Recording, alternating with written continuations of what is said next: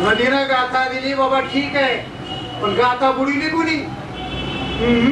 नाही विचारलं कुणी. बांधवांनो, तुकाराम महाराजावर खटला दाखल झाला त्या काळात. फिर्यादीचं नाव रामेश्वर भट्ट. त्यानं 3 आरोप ठेवले. नंबर 1, हे कुणबटा, हे मराठ्या, हे शूद्रा, तुला लिहिण्याचा अधिकार नाही आणि तू वेदाचं सार लिहितोयस.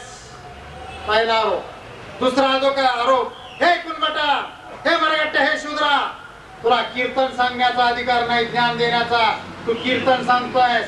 आणि तिसरा, तो लोकांकडून पाया पडून घेतोयस. कीर्तन झाले लोक पाया पडायचे. 3 आरोप ठोकले. विजापूरची राजवट आहे, मुस्लिम राज आहे. आता मुस्लिम राज आहे, पण निकाल कसा आहे बघा. हिंदू किंवा ब्राह्मणी धर्माचे निकाल त्यांच्या धर्मग्रंथानुसार लावले जायचे, मुस्लिम राजाच्या राजवटीनुसार नाही. गावामध्ये पाटील निकाल द्यायला बसला, पाटलाच्या हातात काय? धर्मग्रंथ यांच्या हातात. फिर्याद दिली रामेश्वर भट्टानं. आणि न्यायाधीश कोण आहे माहिती का? न्यायाधीशाचं नाव रामेश्वर भट्ट. फिर्यादी न्यायाधीश एक आहे. आता कल्पना करा निकाल काय लागला. रामेश्वर भट्टानं निकाल दिला. पाटलाला सांगा म्हणजे काय? नंबर 1, तुकारामाची देहोतून हकालपट्टी. नंबर 2, संत तुकारामाची गाथा पाण्यात बुडविणे. आणि नंबर 3, संत तुकारामाची संपूर्ण संपत्ती जप्त करणे. संत शिरोमणी तुकाराम इस्टेट जप्त केली, गावाच्या बाहेर हाकलला, गाथा बुडविले. तुकाराम बाहेर निघाले, उपोषणाला बसले, सगळं गाव गोळा केला. हा प्रश्न थोडा बाजूला ठेव, तुकाराम सांगणार माझा विषय नाही, पण माझा विषय हा आहे की तुकारामाला जमले, शूद्रा, तुला लिहिण्याचा, ज्ञान सांगण्याचा अधिकार नाही. त्या तुकारामांचा अपमान झाला, ज्यांना संत शिरोमणी म्हणतो. राजा हो, तुम्ही आम्ही खोट, म्हणून आम्ही शिवधर्माच्या गोष्टी करतो. 2 छत्रपतींचा आणि एका संत तुकारामाचा एवढा प्रचंड अपमान झालेला आहे. आणि आता करंट उदाहरण देतो. तुम्ही म्हणता महागडे काय येऊ करतोस, आत्ताच सांगतो. आमच्या भागामध्ये जन्मकुंडली म्हणतात. तुमच्याकडे काय म्हणतात? काय जन्मपत्रिका? तुमच्याकडे काय म्हणतात? हा, जन्मपत्रिका. कोण देतो? बट सांगायची गरज होती. मी ज्यावेळेस पैदा झालो, माझा बाप घाटाच्या घरी गेला, म्हणला माझ्या घरात एक काट्य पैदा झाले, जे तुमच्या पुढे उभा आहे. या टायमाला इतक्या तारखेला इतक्या वाजता आले, त्यांनी येऊ केला, 5-4 पानं चालले, एक चिटूर लिहून दिलं, माझ्या बाबांनी दक्षिणा दिली, दर्शन घेतलं, चिटूर आणली घरात, टॅक सांगतात टॅक. मी दिवशी माझ्या बापाला म्हणलो की जन्मपत्रिका काय असते जरा मला वाचायची. जन्मपत्रिका माझी माझी जन्म माझी, तुमची नाही, माझी. आता पाया पडून बळच बापानं त्या संतातून बाहेर काढली. जन्मपत्रिका घेतली, वाचली, अक्षरशः बुडापासून हादरलो. मी स्वतःला सुरुवातीला सांगितलं, छत्रपती द ग्रेट, 96 बारामासी, जहागीरदार देशमुख नसतो तरी पाटील एका गावचा. 1.5 दमडीच्या भटानं दक्षिणा खाऊन माझ्या जन्मपत्रिकेवर काय लिहिलं होतं सांगतो तुम्हाला. जन्मपत्रिका लिहिला, वर्ण शूद्र, द ग्रेट मराठा शूद्र. कुणी शूद्राच, शूद्राचा अर्थ कळाला, दलित. आणि आम्ही सर्टिफाईड दलित आहे. धर्मगुरूने आमच्या सर्टिफिकेट दिले आम्हाला. वर्ण शूद्र, त्याच्या पुढे आहे का गण राक्षस, राक्षसाची अवलाद.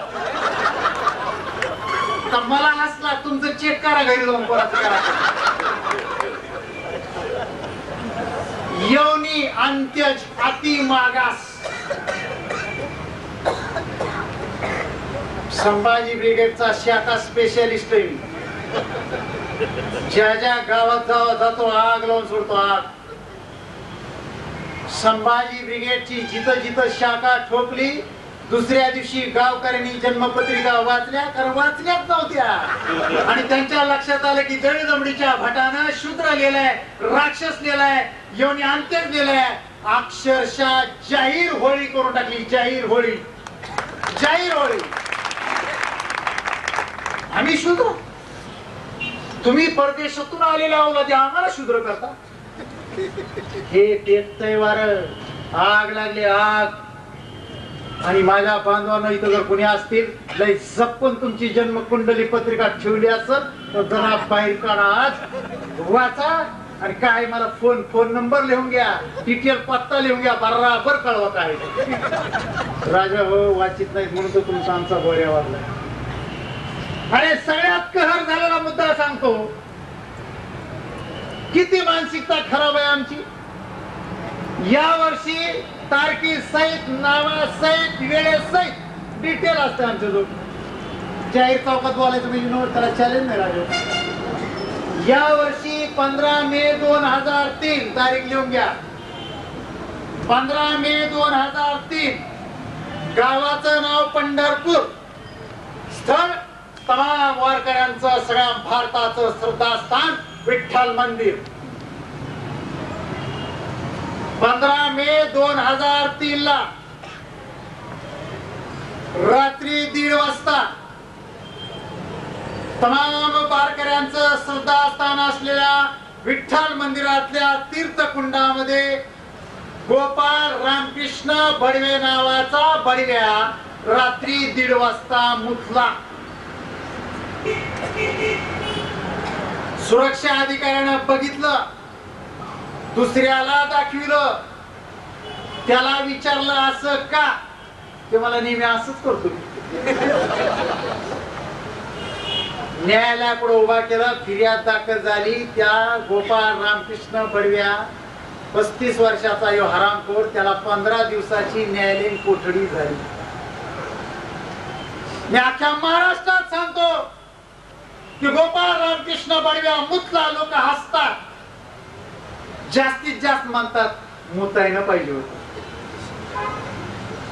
मुताय न पाहिजे होत. 9 लाख भाविक गेले त्याच्यानंतर कार्तिकीला. सगळ्यांनी तीर्थ घेतलं त्या तीर्थकुंडातलं. सांगलीकडल्या लोकांनी तर बाटलीत भरून आणलं, त्याचं उद्यापन घातलं. सगळ्यात सोय झाल्या, चमच्या चमच्या घ्या. गोपाळ रामकृष्ण बडवे की जय. कोणाला राग आला नाही.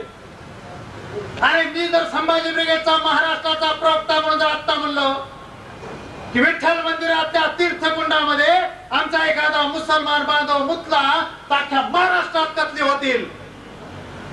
मी जर म्हणलो या तीर्थकुंडामध्ये आमचा एखादा दलित बांधव मुतला तर अख्ख्या महाराष्ट्रात आग लागल. पेपरला टपाऱ्या बातमी येईल की धर्मांध मुसलमानाने विठ्ठल मंदिर भ्रष्ट केले. बडव्या मुतला, 4 वळीची कुठं बातमी आली. अरे हीच गंमत आहे राजा. त्यांचं मूत म्हणजे तीर्थ मानाले लोक, ह्याच्यापेक्षा गुलामगिरी काय असू शकते. अरे म्हणून आम्ही शिवधर्माच्या गोष्टी करतो, म्हणून आम्ही शिवधर्म 2005 ला स्थापन करताय. बाकी आरामखोऱ्यांचे सगळे आरामखोऱ्या. म्हणून मी सुरुवातीला म्हणलो तुळजापूरचा जर तुळजा भवानीचं मंदिर मराठ्याच्या ताब्यात, भोप्याच्या ताब्यात आहे, विठ्ठलाचं विठ्ठल मंदिर आमच्या ताब्यात का नसावा. कारण तमाम मंदिर आमच्या बहुजनांना बांधलेले आहेत, त्यांनी 2 रुपयाची पावती कोणी फाडलेली नाही. मंदिर आमच्या रोजगार आहे त्यांच्या. ते धंदे बांध. आणि बांधवांनो, कुठेही डोकं टेकवायची धंदे जरा बंद करा. आम्हाला अशी खराब पुढे कुठेही डोकं टेकवायची विचार नाही, चिंतन नाही, मनन नाही. शिकलेले माणसं. एक उदाहरण देतो तुम्हाला मी. आमच्या दोस्तात गेले खत्तड खराब पोरले. जीप मध्ये एकदा 8-10 चाललो होतो. 4 रंगात आली. तो मित्र आम्हाला बोलतोय, आम्ही सगळे त्याच्याकडे बघतोय. त्याला फाटकीन पायातली चप्पल काढली आणि जीपच्या बाहेर हात करून दर्शन घेतलं. त्यानं जसं दर्शन घेतलं तसं आम्ही 9-10 जणांनी दर्शन घेतलं. जसं दर्शन घेतलं खिडकीतून बाहेर पाहिलं, बाहेर लिहिलं होतं तमाशा मंडळ. जवा चिडलो आम्ही, हरामखोर नालायक साल्या, आम्हाला तमाशा मंडळाला काय म्हणत. तुम्हाला पाया पडा म्हणलं. मला जागृत देवस्थान वाटलं, मी पडलो. तुम्हाला कोणी सांगितलं. आम्ही आणून घेतो खरं राज तुम्हाला त्याच्या